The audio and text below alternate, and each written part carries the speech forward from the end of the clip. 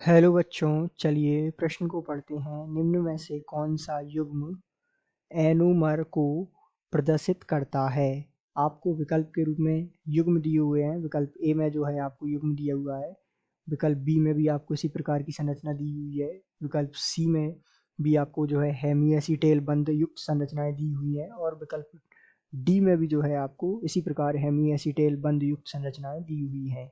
तो आइए सबसे पहले इन संरचनाओं का विशेष अध्ययन करते हुए हम एनोमर संरचना के बारे में जानते हैं। तो इस प्रश्न के संदर्भ में या इस प्रश्न के बारे में विस्तार पूर्वक बात करने से पहले हम इस प्रश्न की मुख्य अवधारणा के बारे में समझते हैं, ताकि हमें ये स्पष्ट हो कि इस प्रश्न को हल किस प्रकार किया जा सकता है और आसानी से इस प्रश्न के हल तक या सही विकल्प तक किस प्रकार पहुंचा जा सकता है।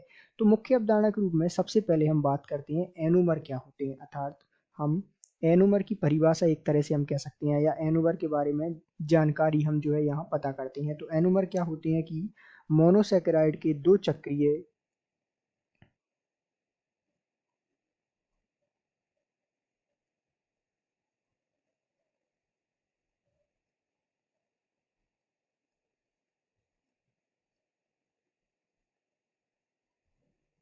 हेमी एसीटिल रूप जो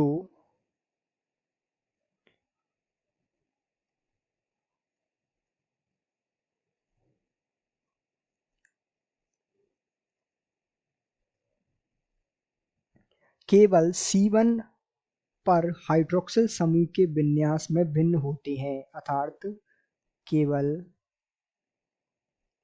C1, इस बात का विशेष ध्यान रखेंगे, C1 पर हाइड्रोक्सिल समूह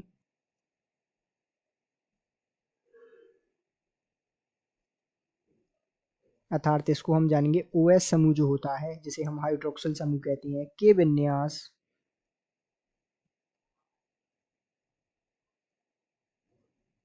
पर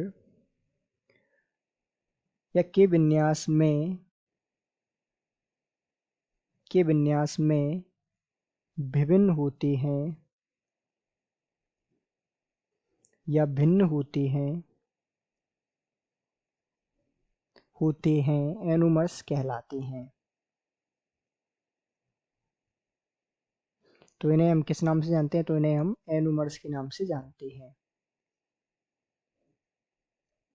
अर्थात इस बात से हमने क्या समझा कि सबसे पहले या सबसे मुख्य बात क्या है कि ये जो है इनमें क्या होना चाहिए, एक तो ये हेमी एसीटेल रूप में हो तथा केवल C1 कार्बन पर हमें हाइड्रोक्सिल समूह की क्या देखनी है, भिन्नता या जो है उसका भिन्न विन्यास। अब आइए हम इन संरचनाओं में देखते हैं।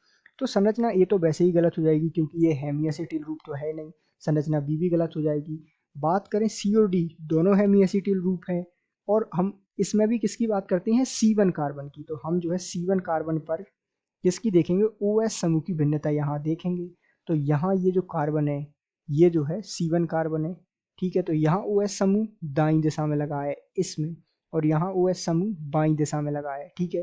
अब इसमें देखें हम तो यहाँ जो है C1 कार्बन और C2 कार्बन, इन दोनों संरचनाओं में C1 और C2 कार्बन दोनों पर भिन्नता है। तो ये तो गलत हो जाएगा। देखना किस पर है, मात्र C1 कार्बन पर। तो यहाँ हम कह सकते हैं कि ये जो जो एनोमर्स के अनुरूप है अर्थात हमारी एनोमर्स की परिभाषा पर पूर्ण तरह से साबित या सही है, वो है विकल्प सी में दी हुई संरचनाएं, अर्थात ये जो दोनों संरचनाएं हैं वो एनोमर्स संरचनाएं। इस प्रकार हम कह सकते हैं कि दिए गए प्रश्न का सही उत्तर विकल्प सी है। आशा करते हैं आपको समझ आया होगा। धन्यवाद।